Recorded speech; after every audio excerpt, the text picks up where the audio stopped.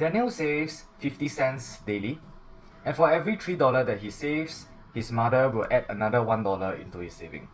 Okay, so let's think about how many days will he take for him to save $3. So 50 cents, right?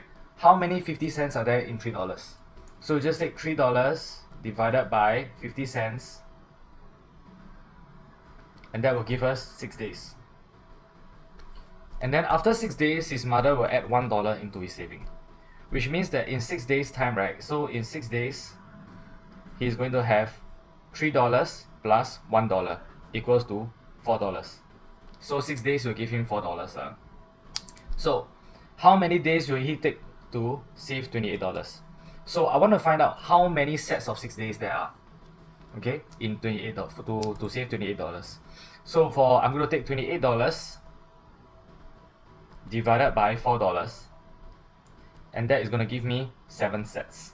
Okay, 7 sets of 6 days. Because for every 6 days, the person Daniel will get $4, 3 from himself, 1 from the mom. Okay, since there are a total of 7 sets of 6 days, and they're asking for how many days will Daniel take, right? So just take 7 multiplied by 6, and that will be 42 days. Okay, so this is using the set method as well. Okay, to go through it very logically. So for parents who are watching this, right, remember to use this set method. It's going to be very logical. If usually for parents, right, you're try to use your own way, which is to just barge into the question and then like don't do what kind of nonsense that you'll be teaching.